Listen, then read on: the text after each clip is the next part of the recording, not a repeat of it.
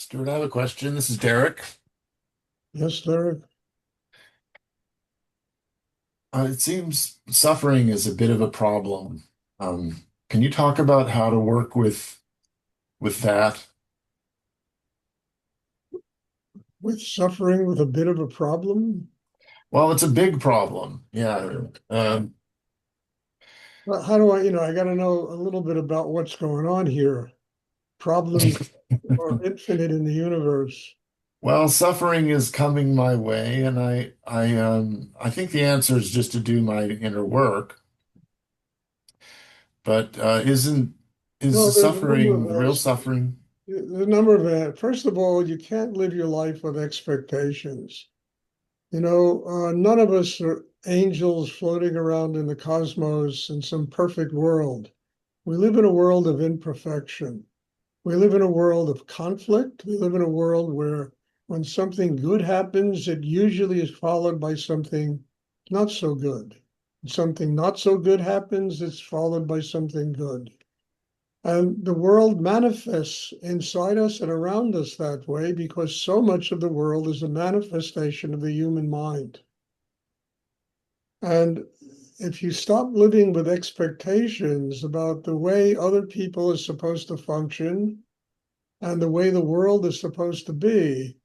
And you take anything that takes place in your life, draw it deep inside you into the chakra below the navel, and transform it into harmony and balance.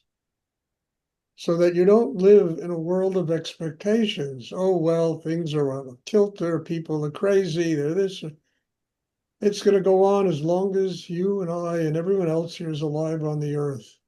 We're going to have experiences of that nature, and they make people suffer.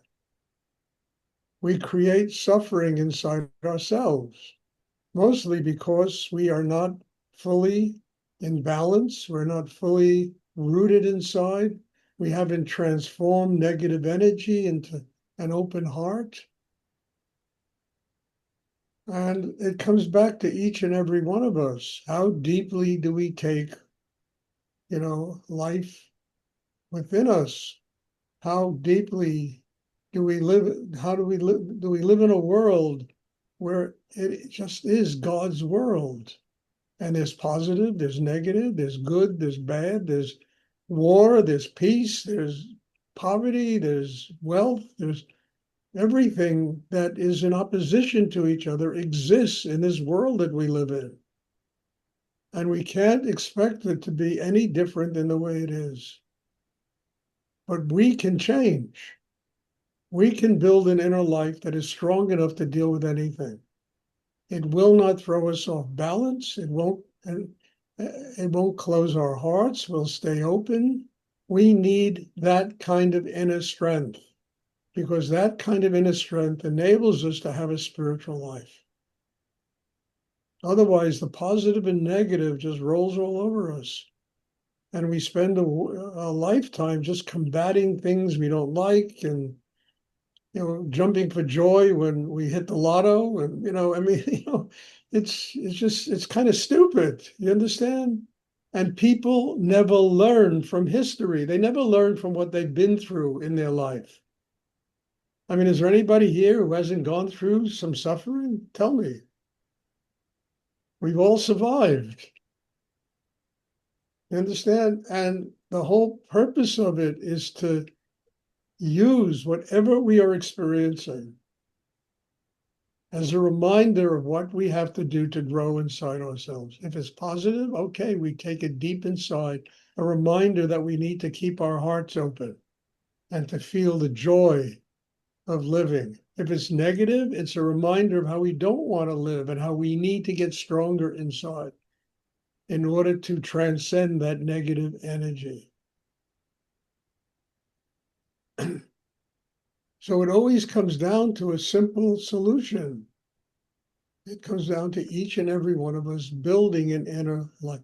I mean, I talk about this all the time, and I think it's one of the most incredible things I learned from my teacher, how to take any situation and make it work for me.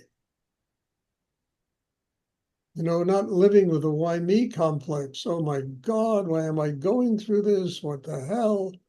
I mean, I remember I went a situation way back, I was going through hell. I'm telling you, it was a nightmare. I never told anybody in the ashram about it, nothing, but it was a freaking nightmare I was going through. And I went up to Rudy and Nityananda, and the solution was forgive them. Forgive these people that are doing this to you. Forgive them because you have to go on with your life. And as long as you hold that stuff inside you, it keeps you blocked and it keeps you from truly moving on with your life. So, whatever it is, Derek, it is there to teach you about Derek. The good, the bad, the indifferent, and the ugly. It is there for one purpose, to teach you what you've got to do to grow in your life. Learn from it. And don't complain about it. Just really learn what to do. How do I deal with this? How do I transcend this? How do I break this down? How do I not allow this to depress me, to make me unhappy? And the answer is back to you got to just build a stronger chakra system, because the stronger the chakra system gets, that gives you the capacity to deal with anything. If you have chi, you have power in yourself, your heart's open, the mind is quiet, you're not identifying with all this stuff.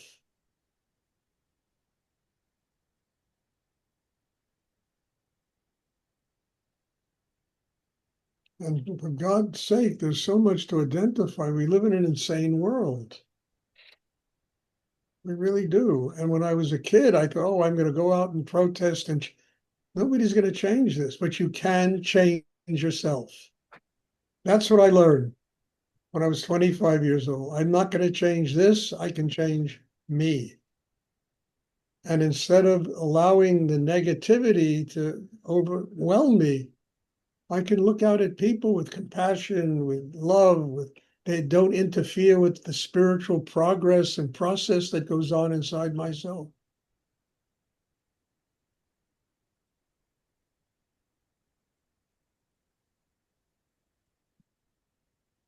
And the first step is getting rid of your own internal chaos. Because until you do that, everybody else's internal kind of chaos is going to affect you. Once you are manage your own tension, your own inner craziness, the rest of the world is not going to affect you.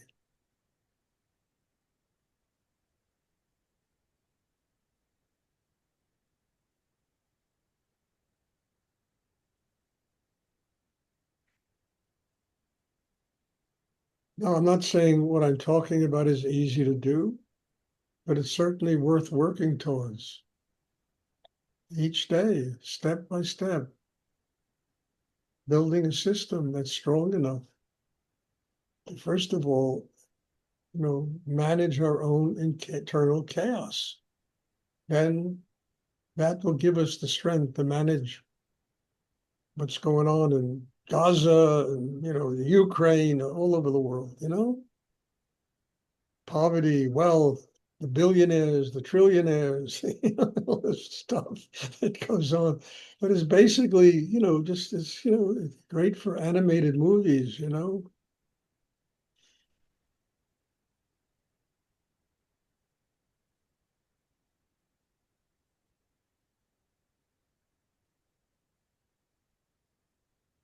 And don't worry about fixing other people. Fix yourself. And when you fix yourself, people will come to you and want to know, how did you do that? When I was 23 years old, do you think I'd be sitting here with all of you smoking a joint in Morocco? I was 23 years old.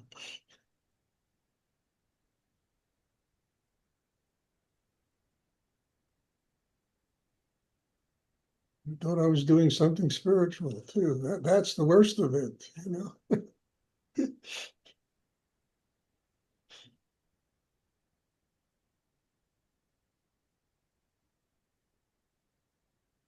over time, your whole inner life changes, how you relate to people change, your capacity to nurturing yourself and other people changes, your ability to stay balanced inside no matter what is going on changes, your ability to keep your heart open. And this is a big one. That really changes.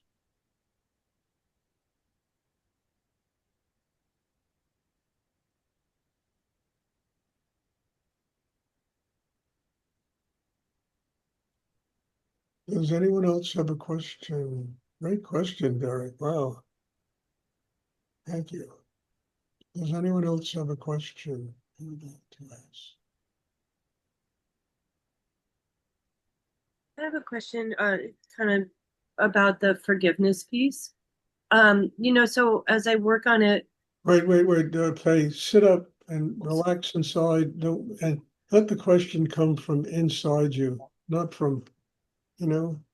No, go ahead. Sorry. it's okay. So with the forgiveness piece, it's like sort of the more I dig, the more I see that it's the part that's difficult is the wanting to be forgiven, whether it's by myself or by others, and then kind of move trying to move through, like, to process that, I guess, is it's I It's just not keep easy. finding it. Yeah, thank you. It's not easy. I know it's not easy. None of this that I'm talking about is easy. But once you build the kind of system I'm talking about, you have no, what happens is what you learn is, all right, I made a mistake. What did I learn? How can I grow because of that mistake? How can I become a better human being because of that mistake?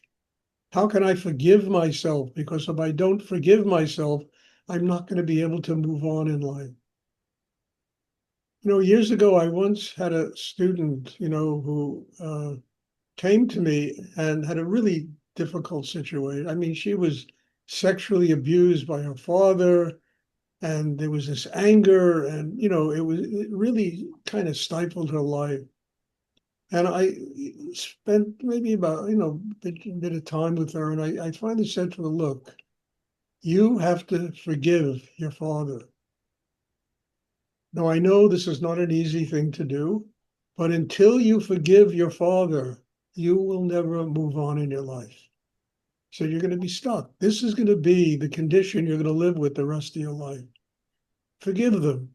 How many times have I said it? Probably one of the greatest things I've ever read was, and I'm not a Christian, Christ on the cross with nails in his hands and bleeding and a crown of thorns, telling, "Forgive them, they know not what they do." Forgive, I said that to that woman, "Forgive your father. He did not know what he was doing. He was an unconscious person." Conscious people don't do that kind of things to their children. We have to do the same thing with ourselves, forgive ourselves, because most of life, especially when we're younger, is done unconsciously. We don't have terribly evolved chakra systems and inner lives and connections with spirit, and we just listen to our minds and our emotions, and there's endless conflict. And we do all this stuff, and we do it unconsciously. And we have to say, okay, I was unconscious. I have to forgive myself. I have to learn how to get past that. And I have to learn how to treat the world differently.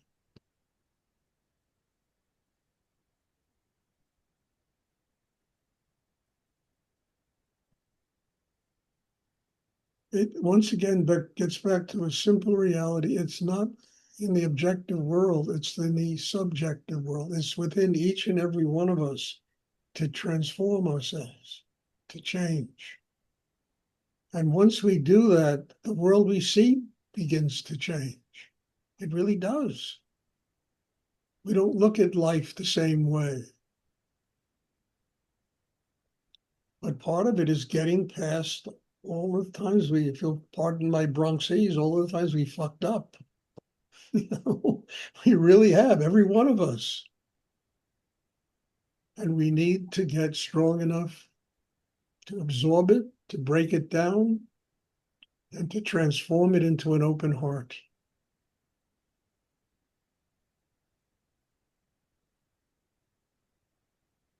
And that's what this meditation is for. I always tell you, this meditation is not a spiritual life. This meditation is God's boot camp. That's what it is. It's a place where you learn how to build a system inside that enables you to have a spiritual life.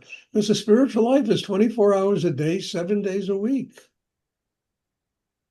Here we have what, 7 classes a week, I think. Each one is an hour long. And so it's 7 hours a week, 165 hours in a week or something like that. So all this meditation is about is building the kind of system I keep talking about. Because that makes it possible to have a spiritual life. That makes it possible to forgive yourself and to forgive other people and to be able to learn from whatever happens to you in your daily life.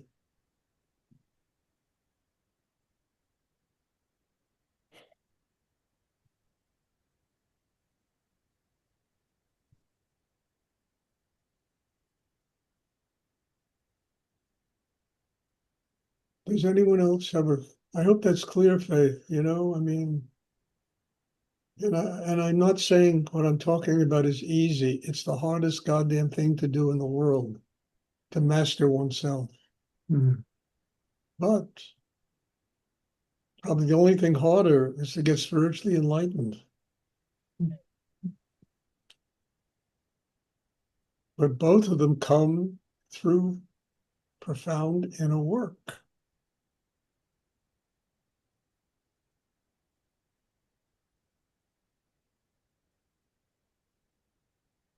Does anyone else have a question?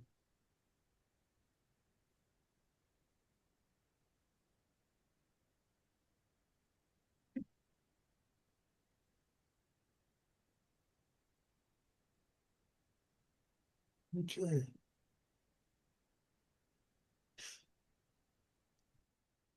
I have maybe a question, Stuart. Yes, Paul. Yes, hello. You once said that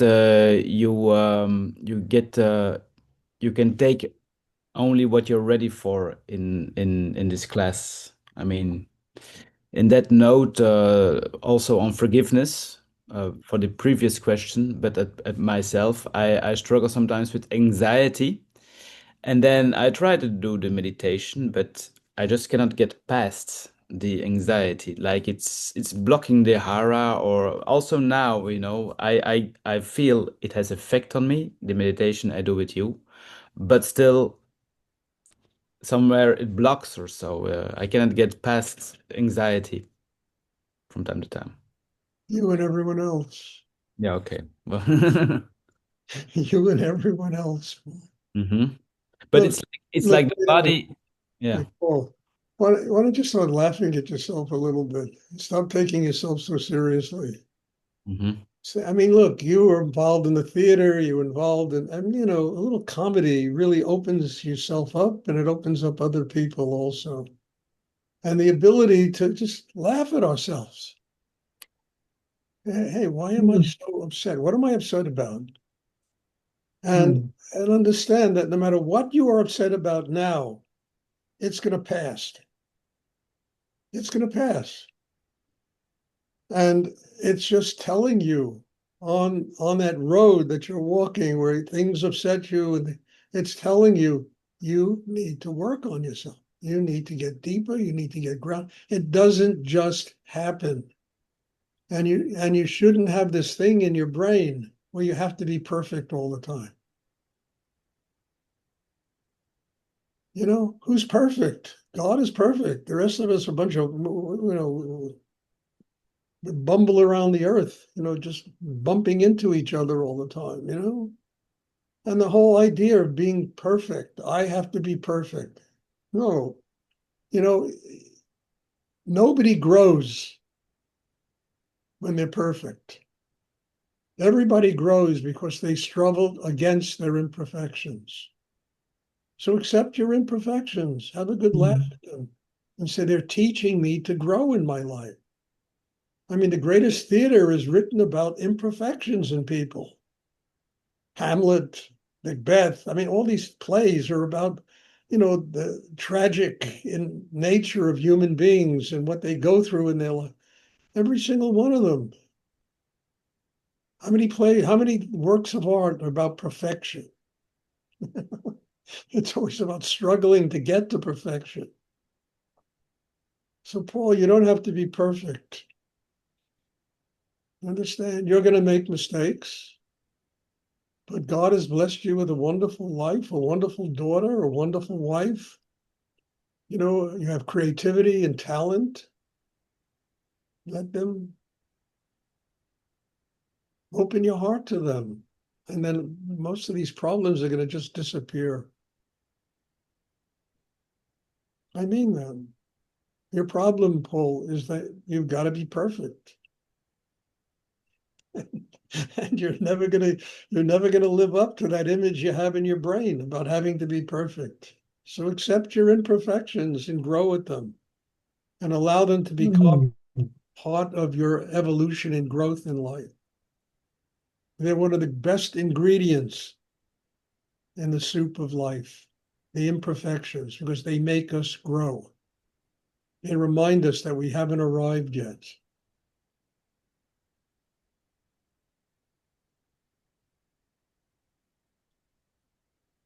And once you start doing that, you're going to let go of these things. You're not going to hold on to them.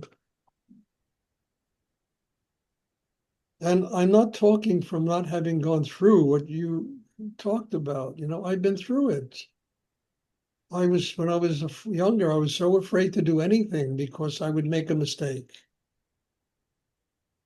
And I put myself in a situation that was almost impossible for me. I began to study acting in New York, not because I wanted to be an actor, because I knew I had to get over this thing about not being afraid to being foolish in front of a group of people, to be playing an idiot in front of a group of people, you know?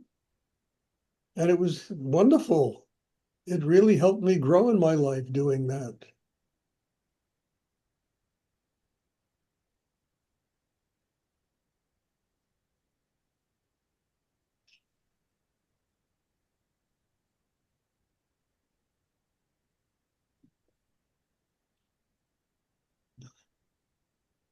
And have patience. It takes time to master internal chaos. Does anyone else have a question?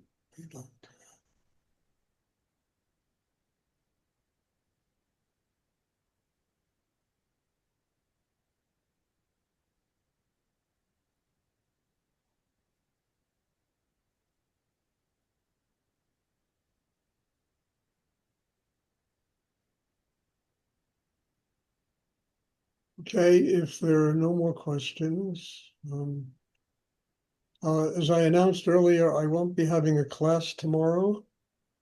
I have to, every 2 months, I have to have this eye procedure, and it's impossible to do anything when I get this procedure, So, but there will be class Tuesday and next week, and tonight Pat Fay will be teaching a class if